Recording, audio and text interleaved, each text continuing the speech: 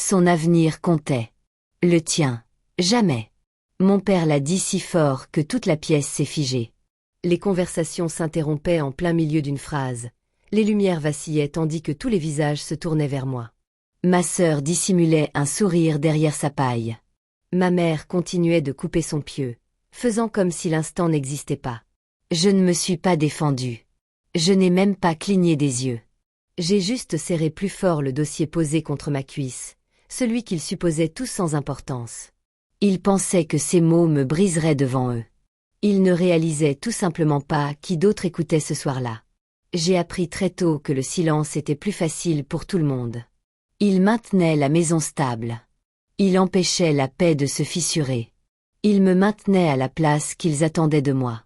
Silencieuse, utile, invisible. Quand j'avais 8 ans, Tessa a fait une crise de colère pour un jouet qu'elle voulait, un jouet pour lequel j'avais économisé l'argent de son anniversaire. Elle a hurlé jusqu'à en perdre la voix. Papa est entré, a jeté un coup d'œil à son visage rouge, puis à moi, et a dit « Donne-le lui. Tu es l'aîné. » Fais comme si c'était le cas. Il n'a pas demandé ce qui était juste. Il n'a même pas demandé si c'était à moi. Il a juste tendu la main. Je me souviens d'avoir déposé le jouet dans sa paume, mon doigt se retirant lentement, comme si j'apprenais à lâcher prise sans un bruit. Tessa est partie en sautillant. Personne ne s'est retourné. Au collège, ce schéma n'était plus verbalisé. Il était sous-entendu. Quand je ramenais des bulletins avec que des A, je les posais sur le comptoir, attendant que quelqu'un les remarque. Tessa a fait irruption quelques minutes plus tard, agitant des prospectus pour son spectacle de danse. Maman a poussé un cri. Papa a applaudi et les prospectus ont été scotchés sur le frigo. Mon bulletin s'est glissé sous une pile de coupons de réduction et y est resté pendant des semaines. Un après-midi, je l'ai retrouvé plié dans un coin, taché de café. Je n'ai rien dit. J'ai juste lissé la feuille et l'ai glissé dans un classeur dans ma chambre. Le tenir entre mes mains me donnait l'impression que quelque chose que j'avais fait avait compté, ne serait-ce que pour moi. Le lisser a empiré les choses. J'ai trouvé un petit boulot dans un restaurant et je mettais de côté mes pourboires dans un bocal sous mon lit. Ce n'était pas grand-chose, des billets froissés, des pièces qui sentaient le métal et la graisse, mais c'était à moi. Je comptais m'en servir pour mes dossiers d'admission à l'université, ce que personne ne m'encourageait à remplir. Puis, un samedi matin, je suis rentrée et j'ai trouvé le bocal vide. Maman était à l'évier, en train de faire la vaisselle comme si de rien n'était. Quand je lui ai demandé pourquoi, elle ne m'a pas regardée. Elle a juste dit « Ta sœur a besoin de nouvelles chaussures pour sa compétition. Tu te débrouilleras. Tu t'en sors toujours. » J'ai eu la gorge serrée, mais j'ai hoché la tête. Discuter ne servait à rien.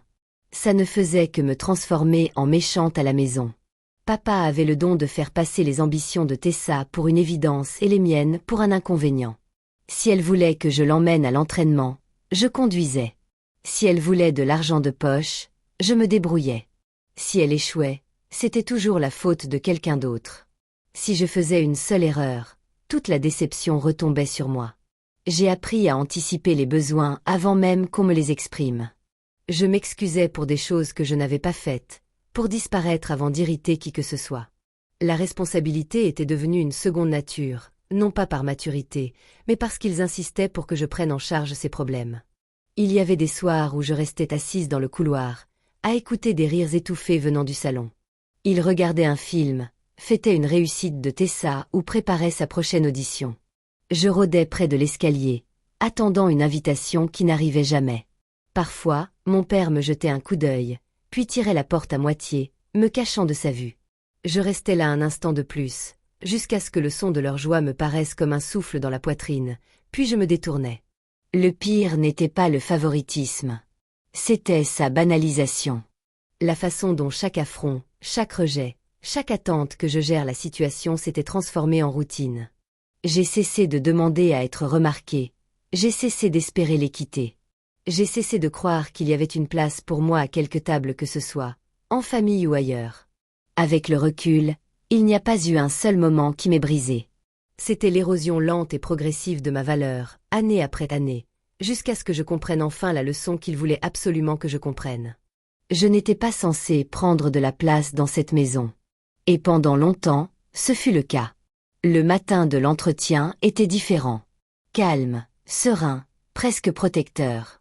Je me suis réveillée avant que le soleil ne fasse de la buée sur ma veste. J'ai posé mon dossier sur mon lit et répété mes réponses à voix basse. Pour une fois, le silence dans la maison n'était pas pesant. J'avais l'impression que la journée allait enfin tourner en ma faveur. Puis Tessa est apparue à ma porte, sirotant une boisson glacée, ses lunettes de soleil toujours sur le nez, même si nous étions à l'intérieur. « Il faut que tu m'emmènes au centre commercial avant midi », a-t-elle dit comme si elle commandait un VTC. « Je ne peux pas », ai-je répondu en fermant mon portfolio. « Mon entretien est à 12h30. » Elle a cligné lentement des yeux, perplexe, non pas à cause de mes mots, mais parce que je pensais qu'ils avaient de l'importance. « Emmène-moi en premier. Appelle-les et avance ton rendez-vous. » Je l'ai fixé du regard. « Je ne vais pas annuler mon entretien d'embauche juste pour t'emmener au centre commercial. » La phrase résonna entre nous, étrange, comme une langue étrangère à cette maison. Son visage se crispa. Elle ne protesta pas. Elle dit simplement « Je vais le dire à papa. » Il arriva moins de 2 minutes plus tard, des pas lourds, la mâchoire serrée comme s'il attendait depuis des années une raison d'exploser. Il ne posa aucune question. Il n'écouta pas. Il se contenta de me désigner du doigt. « Qu'est-ce que j'entends ? Tu refuses d'emmener ta sœur là où elle doit aller. »« J'ai un entretien, » dis-je doucement. « C'est important. » Il éclata d'un rire cruel et sonore, de ceux qui emplissent une pièce et la vident en même temps. Puis il le dit. Son avenir compte. Le tien n'a jamais compté. Les mots me frappèrent avant même que ses mains ne me touchent. Il me poussa si violemment que mon dos heurta le mur du couloir. Le cadre photo se brisa derrière moi. Des éclats de verre sifflèrent sur le sol. Mon épaule me faisait souffrir. Tessa, assise au comptoir, mâchait du chewing-gum pour passer le temps. Maman entra, me vit par terre et soupira comme si j'avais gâché son deuil. « Pourquoi tu cherches toujours les ennuis ?» Personne ne m'aida à me relever. Personne ne me demanda si j'étais blessée. Papa s'approcha simplement, bloquant la porte, attendant que je cède. Mais quelque chose en moi changea, discrètement et définitivement. Je pris mes clés, essuyai les éclats de verre de ma manche et me dirigeai vers la porte. Je le sentis se lever pour me bloquer le passage. Encore une fois. Cette fois, je ne me suis pas arrêtée. Cette fois, je suis sortie. L'air était froid, mordant, mais c'était la première respiration que je respirais vraiment. J'ai descendu l'allée, les fissures du béton se brouillant sous mes pieds, les cris de papa s'estompant derrière la porte par laquelle il ne pouvait plus m'atteindre. Je n'ai pas regardé en arrière. J'ai continué à marcher jusqu'à ce que la maison disparaisse de ma vue et que le tremblement de mes mains ne soit plus de la peur. C'était le choc de m'être choisi. Harper est arrivé exactement à l'heure prévue.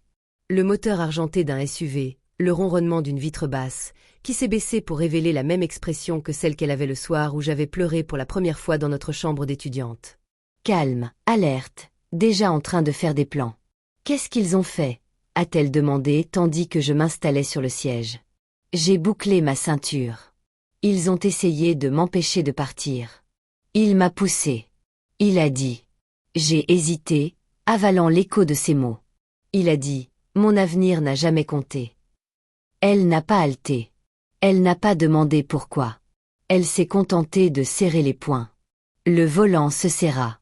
On va s'assurer qu'il ne puisse plus jamais toucher à ton avenir. Le trajet jusqu'au centre-ville me parut irréel. Mon blazer était froissé par ses mains. J'avais une légère égratignure à l'épaule. Ma poitrine me faisait encore mal, là où l'air s'était arrêté. Mais Harper gardait son calme, passant en revue les questions d'entraînement, ajustant mon col, me tendant de l'eau comme si c'était une chose banale, au lieu de reconstruire toute ma vie. Le hall de l'entreprise technologique sentait la pierre polie et l'air froid. Les néons se reflétaient sur les parois de verre, rendant tout plus net, plus propre, comme un endroit où l'on pouvait prendre un nouveau départ. J'ai passé l'entretien dans un calme inhabituel. 47 minutes, 3 recruteurs. J'ai répondu à chaque question comme si je m'y étais préparé pendant des années, ce qui, d'une certaine manière, était vrai. Quand je suis ressorti, Harper a souri. Je te l'avais dit. Mais mon téléphone a gâché l'instant, vibrant sans cesse de notifications. Des messages de Tessa, les uns après les autres. Tu as tout gâché. Papa est furieux. Tu ferais mieux de rentrer. Maintenant. Si je rate ce rendez-vous à cause de toi, ne te donne plus la peine de te montrer. J'espère que ce fichu entretien te recrachera. J'ai tapé une ligne en retour. Je ne rentre pas. Nous sommes allés en voiture jusqu'à l'appartement d'Harper, un petit espace chaleureux donnant sur une rue tranquille. Elle m'a tendu une serviette de rechange, un t-shirt propre et m'a dit de respirer. Dans le miroir de la salle de bain, j'ai vu l'ecchymose se former sur mon épaule, s'épanouir comme une empreinte digitale. Pendant un instant, je me suis sentie à nouveau comme une enfant de 8 ans, puis de 12, puis de 16 ans, attendant que quelqu'un dans cette maison se soucie de moi. Mais personne ne l'avait jamais fait. Et cette fois, je n'attendais pas. Plus tard dans la soirée, Harper est entrée dans le salon, son ordinateur portable ouvert, le visage pâle, non pas effrayé, mais furieuse. « Tu dois voir ça », a-t-elle dit. Elle a tourné l'écran vers moi. Une conversation interne des RH, une note de service transférée d'un recruteur, la transcription d'un message vocal. Il m'a fallu une seconde pour comprendre que cela me concernait. Puis les mots ont pris tout leur sens. Son père avait appelé, l'avait signalée comme instable, avait dit qu'elle l'a attaquée. Elle nous a prévenu qu'elle était dangereuse à embaucher. J'ai eu la chair de poule. Papa n'avait pas seulement essayé de me contrôler. Il avait essayé de m'effacer avant même que j'aie pu commencer. Il les a rappelés ce soir, dit Harper d'une voix calme. Il a laissé un autre message vocal. Ils l'ont transféré parce qu'il a mentionné son poste et le conseil d'administration dont il est membre. C'est une violation du règlement. Plusieurs, en fait. Elle tapota le dossier qu'elle avait déjà imprimé. Note du recruteur, enregistrement des messages vocaux, SMS de Tessa, chronologie des ingérences. Il a franchi des limites qu'il ne peut légalement pas franchir, dit-elle. Et nous allons utiliser exactement cela. Je n'ai pas pleuré. Je n'étais pas enragée. L'émotion était plus froide que les deux. Elle s'est installée au fond de mon estomac, lourde et précise, comme le premier contact d'une lame avec la peau. « Que fait-on » demandai-je. Harper ouvrit un document vierge. Un document clinique et sobre, du genre où personne ne pourrait vous accuser d'exagération. D'abord, dit-elle, nous le déposons auprès du service de conformité de l'entreprise technologique. Tout est bien joint, tout est factuel. Ensuite, nous envoyons une lettre officielle à l'entreprise où travaille ton père. Ils ne peuvent pas l'ignorer. J'ai acquiescé. Nous nous sommes mis au travail.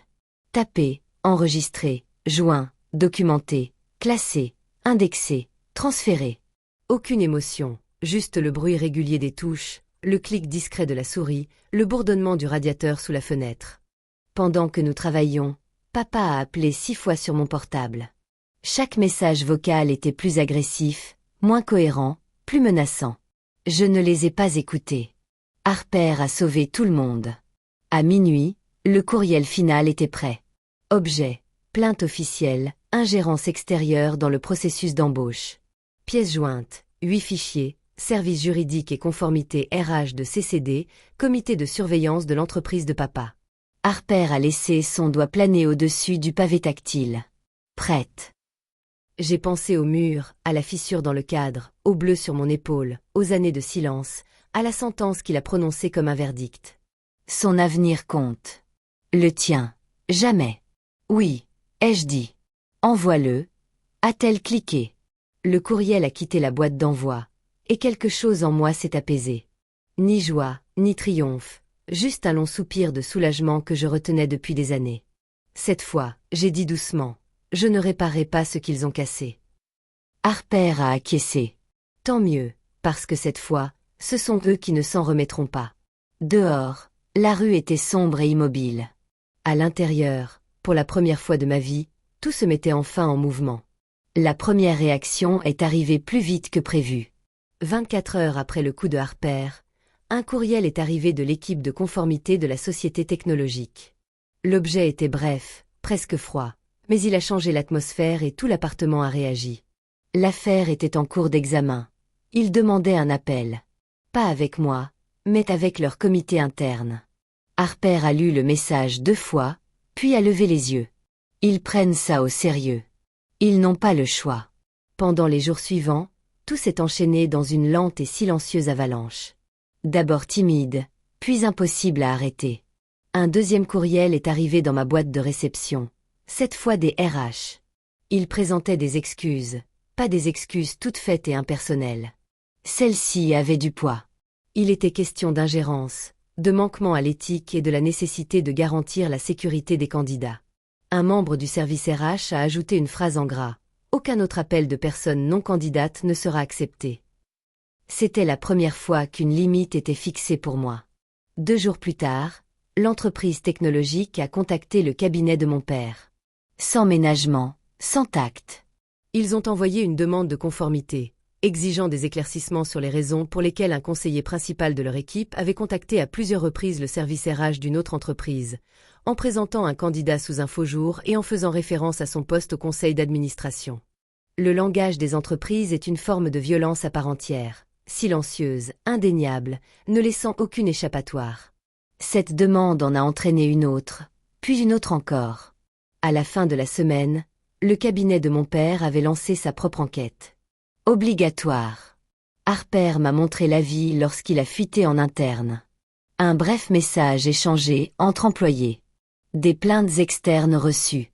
Privilège de conseil temporairement suspendu. Enquête en cours. Suspendu. Un seul mot. Mais le choc a été plus violent que tout ce qu'il m'avait jamais fait subir. Je n'ai pas appelé chez moi. Je n'en avais pas besoin.